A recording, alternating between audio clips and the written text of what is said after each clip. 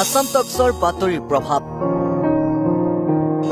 Mother old as হোমত মন্ত্ৰী প্ৰমীলা ৰাণী ব্ৰহ্ম ককা আইতাৰ কথা শুনি চকুলি ওলাল মন্ত্ৰী প্ৰমীলাৰো কথা কৈছো এই ঘটনাটো যেতিয়া হৈ গৈছে 3 সপ্তাহৰ পিছত খালী কৰি দিব লাগে মোৰ মানে মাথাত বাকীবিলাকৰ কি হৈছে মই নাজানো মোৰ কিন্তু মাথাত যেন স্বৰ্গ ভাগি পৰিছে এই ল'ৰা ছোৱালী হ'লে কি কৰিব এতিয়া ক'ত নিব আমাক কি কৰিব মই বাৰু মোৰ ল'ৰাৰ ঘৰলৈ মই গুচি যাম এটা ভিতৰত যাব নোৱাৰে মোৰ এই ধান্দাতে মোৰ ৰাতি টোপনি নোহোৱা হৈছে কিছুদিন ধৰি হঠাৎ দিশহাৰা হৈ পৰিছিল মাদাৰ অল্ড এজ হোমৰ প্ৰায় ৭০ গৰাকীকৈ ককা আইতা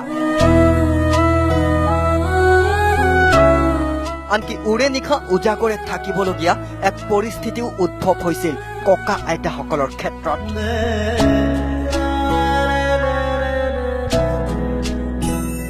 কিয়নো স্থায়ী ঠিকনাৰ অভাৱত ইতিপূৰ্বেও ৩বাৰকৈ নিজৰ স্থান সলোৱা মাদাৰ অল্ড এজ হোমক পুনৰ দিছিল খালী কৰাৰ নিৰ্দেশ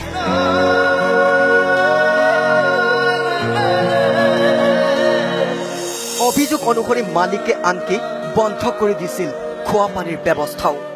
পানীৰ লগতে পানীকণৰ লগতে ঘৰটো ভাড়াটো লৈছ পানীকণ নিদিয়ে এই মানুহখন ক'ত মই ঠাত খালী কৰিবলৈ দিছে ধুবা পানী নাপাওঁ খোজ কাঢ়িব পানী নাপাওঁ খাব পানী নাপাওঁ আলেনি আমাৰ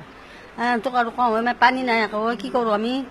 কিন্তু বৃহস্পতিবাৰে এইসকল ককা আইতাৰ দুখ সম্প্ৰচাৰ কৰা হৈছিল আসাম টক্সত কান্দি কান্দি ককা আইতাসকলে মুখ্যমন্ত্ৰীক খুজিছিল সহায় ভিক্ষা অনুৰোধ কৰি মাতিছোঁ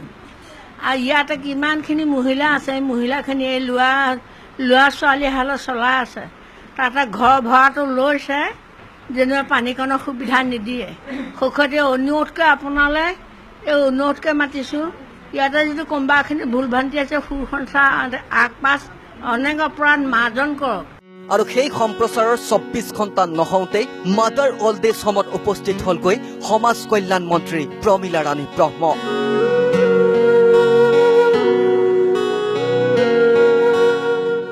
ককা আইতাৰ দুখত চকুলো বৈ আহিল মন্ত্ৰীগৰাকীৰো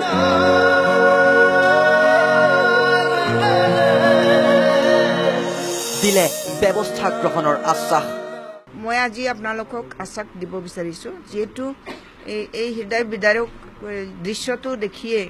মই ইয়াত আহিবৰ কাৰণে সংকল্প কৰিছোঁ আৰু আহিছোঁ আহি পেলাই আমাৰ মাসকলৰ যিটো মৰম মই পালোঁ তেওঁলোকৰ মৰম পাই মই বহুত আপ্লুত হৈছোঁ মোৰ চকুৰ পানী ওলাই গৈছে মোৰ মা আজি এই পৃথিৱীত নাই মা আৰু দেউতাই মোক বহুত মৰম কৰিছিলে তেওঁলোকৰ সন্তানবিলাকৰ মাজত মোক বেছিকৈ মৰম কৰিছিলে আৰু মানে আজি মোৰ মা নাই তেওঁলোকেই মোৰ মা এই এনেকৈ ভাবিছোঁ মোৰ শাহু আই নাই মোৰ শহুৰ নাই গতিকে তেওঁলোকক মই অলপ সহায় কৰি দিব পাৰিলে স্বৰ্গত থকা মা দেউতা আৰু মোৰ শাহুৰিৰ কাৰণে যিখিনি মোৰ থাকি যোৱা ঋণ সেই ঋণটো মই পৰিশোধ কৰিব পাৰিম এইটো এটা সুবিধা বুলি মই ভাবিছোঁ উল্লেখ্য যে এইসকল ককা আইতাক দেখি নিজৰ মাতৃক হেনো চকুত ভাসি উঠিল মন্ত্ৰীগৰাকীৰ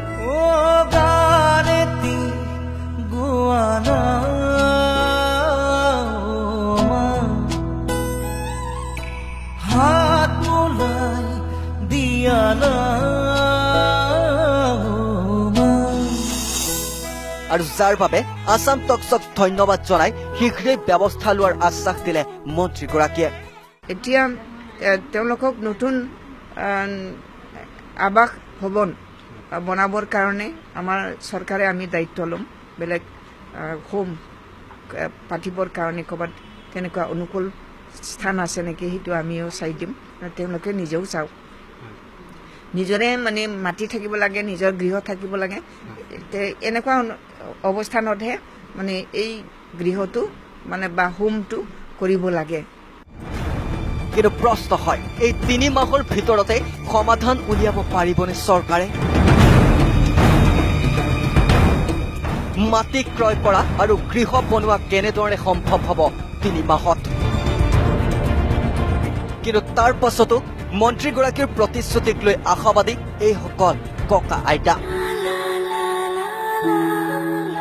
শীঘ্ৰেই দূৰ হওক ককা আইতাসকলৰ দুখ।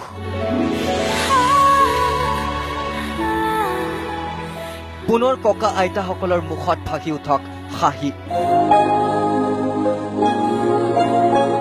ভিডিঅ' জাৰ্নেলিষ্ট নয়ন বৈশ্যৰ সৈতে প্ৰাঞ্জল প্ৰতিম হাজৰিকাৰ ৰিপৰ্ট আছাম টক্স।